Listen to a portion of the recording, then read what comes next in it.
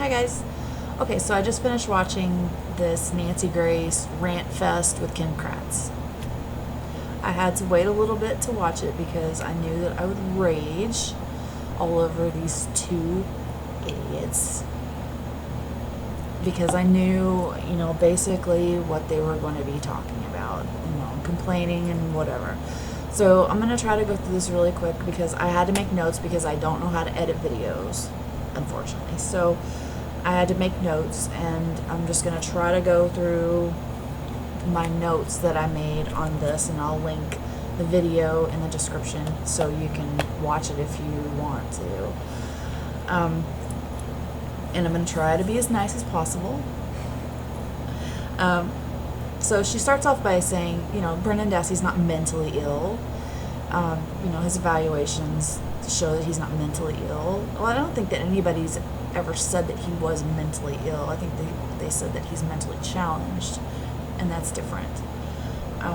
Then she says he has an average range of IQ. Granted, it's the lower average, but he has an average IQ. Well, no, he doesn't. And his IQ number really isn't the issue. It's more his highly suggestible, all of those other things. I mean, we've already talked about those things in my other videos about his evaluation, what that showed him to be, and why those things are a problem, as far as him being suggestible and things like that, and accommodating, easily coerced. So the number of his IQ really doesn't matter as much as those parts of his evaluation. She rants about they gave his Miranda rights over and over. And this is not something that it was accused or no one said that those rights were violated. No one said that his Miranda rights were violated, whatever. He was read his rights. Okay, so what? He was read his rights. But I bet you anything, if you were to ask him at 16 years old to, in his own words, tell you what they meant, he probably couldn't have. Just saying. And then she says his mother's in the next room and decides she doesn't want to come in. Well, that's not true. According to Barb, she said that she was told not to come in, that it would she would get in the way, blah, blah, blah. Yeah, and of course she would, because they knew damn well in that March 1st interview where she's sitting in the other room that he was going to jail after that interview. They knew that already. They were never going to let him leave. They already had been molding his story, and they were told to go back on March 1st to get this all laid out in one interview, because this is probably going to be the one that they use in court.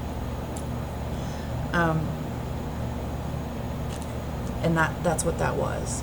So, of course, they did everything they could to try to talk her out of, or tell her that she didn't need to be in there for whatever reason, and that is what happened. It's not like she didn't want to be in there, okay? And then she says, in a critical interview, his lawyer had been called. What the fuck is that? March 1st, he didn't have a lawyer. So when did they call his lawyer for this interview? The hell are you talking about, Nancy Grace?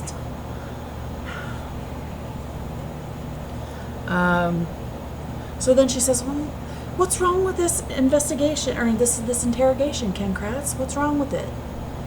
Because all these things she just listed, what's the problem? And he says, absolutely no problem at all with this interrogation, and I never thought so from the beginning. Well, you're full of shit, Kim Kratz, because you've already been caught saying that his confession was coerced on another interview. Come on. You know it's coerced. You know it's bullshit. You know he's being fed information. Did you watch it at all? Sometimes I wonder. And then he says, there was no single statement that they could point to that led to this being an involuntary statement. Bullshit.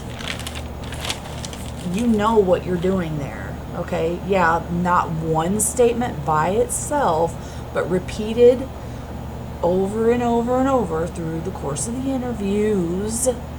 The 4 interviews. 4 interviews. Okay? The same thing being repeated over and over and over. That is the problem. If they said it one time, fine. But they didn't. They kept repeating these things. They kept making promises of leniency. They kept giving him the impression that he was going to go home, that he was not going to get into trouble for what, no matter what he said. Okay, and come on. Quit being shady. You know exactly what the judge was talking about there. And just because you can't take one statement out by itself, well, and you can, because it really is just one statement by itself, repeated over and over and over. And then another statement by itself, repeated over and over and over, through 4 interviews over 2 days. That's the problem, Ken, and you know that. And then Nancy, oh my God, she's mad. So she's screaming about Teresa being tortured, bound, hair cut off her head with a knife. She was sex attacked. That made me fucking laugh. I'm sorry. She was sex attacked. I'm going to make that the title of the video. By 2 men. And then she was stabbed, she was shot, and then her body was burned in this guy's fire pit. All these... She goes on and on and on. Hey, Nancy Grace, can you prove any of that stuff happened? Any of it? Even one of those things happened? Can you prove any of those things happened? No, you can't. You can't prove it. You can't. And also, this has nothing to do with Brendan getting released. This has nothing to do. He didn't do those things, right? These are things that you're complaining about that happened with Steven. Steven did these things, whatever. Fine. Brendan supposedly had some part in some of these things, right? So all these things were said in Brendan's confession, okay? That just got thrown out because it's not reliable. It's a piece of shit. It's a piece of garbage. It's being thrown in the garbage where it belongs. Can't use it. None of these things can be proven. None of them. Go ahead and try though, please. Oh my God. And then she says, Stephen Avery sweat. Like she says it like Kratz did. Sweat. Like, here's the sweat monster, Stephen Avery. Stephen Avery sweat, where he was trying to move that car and hide it, and it was found in the ignition. His sweat was found in the ignition as he tried to turn the car keys. Do you know of something that we don't know about, Nancy? Because I don't know of any DNA being in the ignition or near the ignition other than blood. There's no sweat there. So stop that sweat monster shit that Kratz tried to pull in the press conference, okay? Because I want to stop.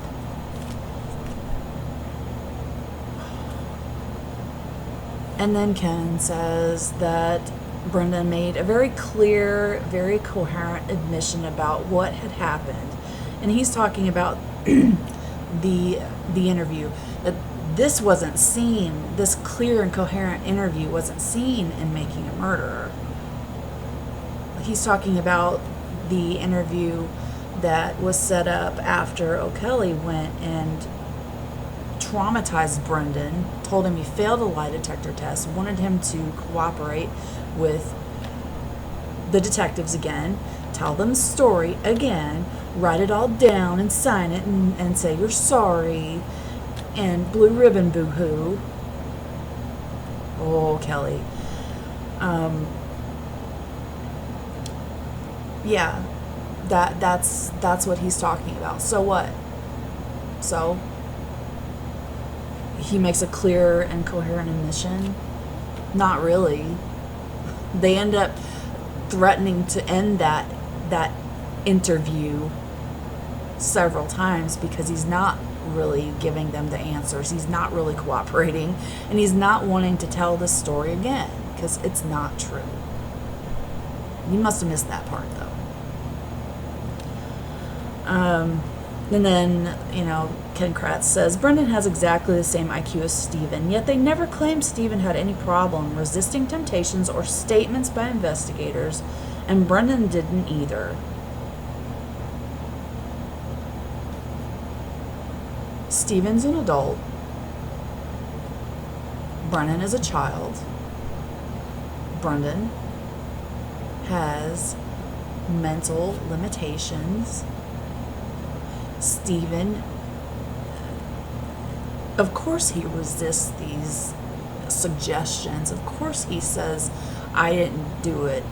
Because he knows, just from the last time that he was arrested, wrongfully convicted, he keeps denying that when he didn't do something, he's going to continue to deny it, and eventually somebody's going to prove that it's true, that he's telling the truth. He didn't do it. He's not stupid. I mean, he's a little slower than most people, but at least he sticks with his story. He never changes his story, Stephen Avery. He sticks with the truth. And even if it looks bad on him, I've seen him tell the truth. Okay, so I don't think that he's lying now. Brendan, because he has exactly the same number IQ, that why couldn't Brendan resist these things?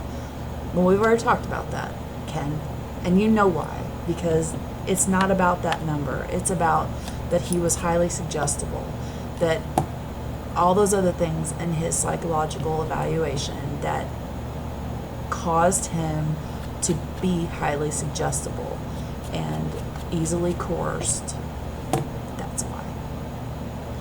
And then Ken Kratz, here's the last one. Ken Kratz says on 13